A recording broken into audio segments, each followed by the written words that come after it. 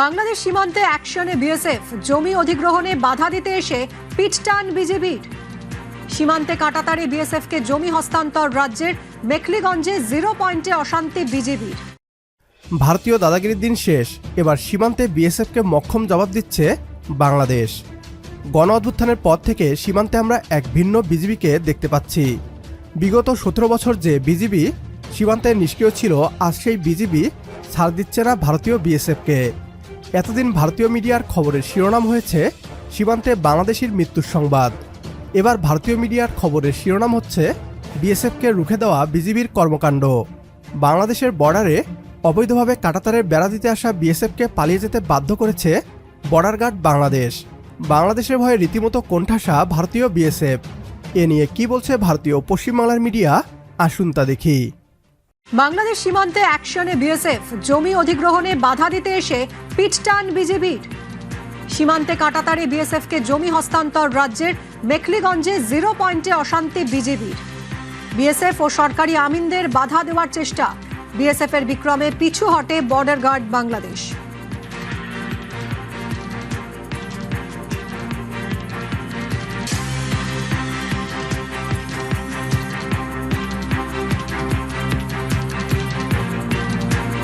সবার আগে দেশের নিরাপত্তা। মুখ্যমন্ত্রী হওয়ার পর প্রথমবার দিল্লি গিয়েই প্রতিরক্ষা মন্ত্রী রাজনাথ সিং এর সঙ্গে বৈঠক করলেন শুভেন্দু অধিকারী।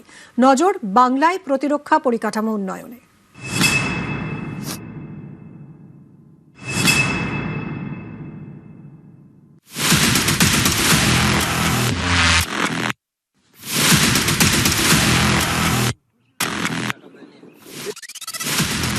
দেশের সুরক্ষার সঙ্গে নো কম্প্রোমাইজ।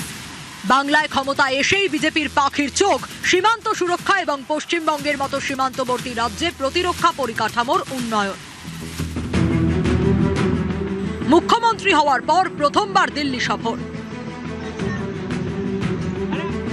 শুক্রবার প্রতিরক্ষা মন্ত্রী রাজনাথ সিং এর সঙ্গে বৈঠক করেন শুভেন্দু অধিকারী।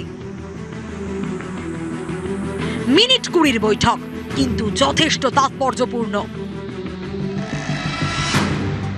দেশের নিরাপত্তার ক্ষেত্রে অত্যন্ত গুরুত্বপূর্ণ রাজ্য পশ্চিমবঙ্গ। গোটা উত্তর পূর্ব ভারতের সুরক্ষা বলয়ের ভরকেন্দ্র আমাদের এই রাজ্য।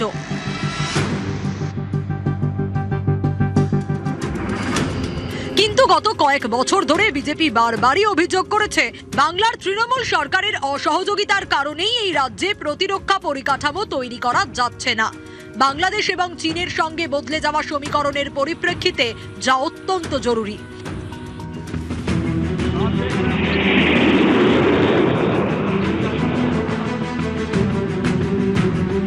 উত্তরপ্রদেশ, অসমের মতো বিজেপি শাসিত রাজ্যে অনেক আগে থেকেই জোর কদমে শুরু হয়েছে প্রতিরক্ষা পরিকাঠামো তৈরির কাজ। এমন হাইওয়ে তৈরি হয়েছে যেখানে অনায়াসে নামতে পারে রাফালের মতো যুদ্ধ বিমান বা সুপার হারকিউলিসের মতো হেভি এয়ারক্রাফট। গত 14 ফেব্রুয়ারি অসমের ডিব্রুগড়ের মোরানে উত্তর পূর্ব ভারতের প্রথম হাইওয়ে ইমার্জেন্সি ল্যান্ডিং ফ্যাসিলিটির উদ্বোধন করেন প্রধানমন্ত্রী। এটা এমন হাইওয়ে যেখানে ফাইটার জেট এমনকি হারকিউলিসের মতো হেভি এয়ারক্রাফটও নামতে পারে। ইংরেজিতে একটা শব্দ আছে, ব্যাটল রেডি, অর্থাৎ যে কোনো সময় যুদ্ধে নামতে প্রস্তুত।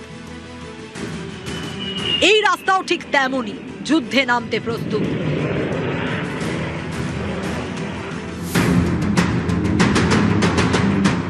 বাংলাদেশ, চীন এবং ভুটান দিয়ে ঘিরে থাকা পশ্চিমবঙ্গেও এমনই পরিকাঠামো চায় মোদী সরকার। বাংলার সবথেকে গুরুত্বপূর্ণ স্ট্র্যাটেজিক পয়েন্ট শিলিগুড়ি করিডোর বা চিকেন স্নেক। এই অঞ্চলে জাতীয় সড়ক সহ 120 একর জমি কেন্দ্রকে হস্তান্তরের সিদ্ধান্ত নিয়েছে শুভেন্দু অধিকারীর সরকার। এই চিকেন স্নেক দিয়ে ভূগর্ভস্থ রেলপথ তৈরির ঘোষণা করেছে কেন্দ্র। শিলিগুড়ির বাগডোগরা থেকে অসমের 3 মাইল হাট পর্যন্ত তৈরি হবে টানেল, সেখান দিয়ে ছুটবে রেল। नॉर्थ ईस्टर्न स्टेट्स को पूरे देश के साथ जोड़ने वाला जो हिस्सा है, उस हिस्से के लिए भी विशेष प्लानिंग की गई है। 4 लाइंस और अंडरग्राउंड लाइन की भी प्लानिंग की है। রাজ্যে পালা বদলের পর মুখ্যমন্ত্রী শুভেন্দু অধিকারী বুঝিয়ে দিয়েছেন দেশের নিরাপত্তার স্বার্থে যা করার তাই করবে তার সরকার। তাই কুর্সিতে বসেই দুটি অত্যন্ত গুরুত্বপূর্ণ সিদ্ধান্ত নিয়েছেন তিনি।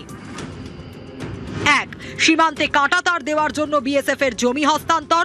2, 7টি জাতীয় সড়কের রক্ষণাবেক্ষণ এবং পরিকাঠামো উন্নয়নের দায়িত্ব কেন্দ্রকে হস্তান্তর। শিলিগুড়ি করিডোর সংলগ্ন এই 7টি জাতীয় সড়ক এখন থেকে কেন্দ্রই দেখভাল করবে।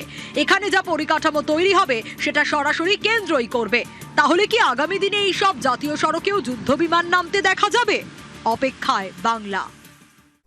বাংলাদেশের বিজিবির ভয়ে কাঁটাতারের বেড়া না দিয়েই পালিয়ে গিয়েছে ভারতীয় বিএসএফ।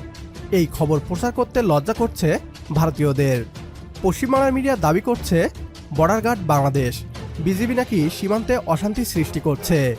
প্রকৃত সত্য হচ্ছে বাংলাদেশ সীমান্তে অশান্তি সৃষ্টি করছে না, বরং ভারতীয় বিএসএফ যুদ্ধ বাঁধানোর পায়তারা করছে। বাংলাদেশ সীমানায় অবৈধভাবে কাঁটাতারের বেড়া দিতে চাইলে বাংলাদেশ চুপ করে থাকবে, এমনটা ভাবা ভারতীয়দের বোকামি। বাংলাদেশ এখন আর আগের বাংলাদেশ নেই। নতুন বাংলাদেশ নিজের স্বার্থকে সমুন্নত রাখতে জানে। বর্ডার গার্ড বাংলাদেশ, বিজিবির এই সাহসী কর্মকাণ্ড সবসময় সীমান্তে বজায় থাকুক। যদি আপনিও এমনটা চান তাহলে কমেন্ট বক্সে ইয়েস লিখে জানিয়ে দিন আমাদের। সেই সাথে ভিডিও শেয়ার করে দেখার সুযোগ করে দিন আপনার বন্ধুদের। আপনার একটি শেয়ারে হয়তো অনেকেই জানবে বাংলাদেশের ইতিবাচক খবরগুলো। পরবর্তী ভিডিও দেখার আমন্ত্রণ জানিয়ে বিদায় নিচ্ছি আজ। আল্লাহ হাফেজ।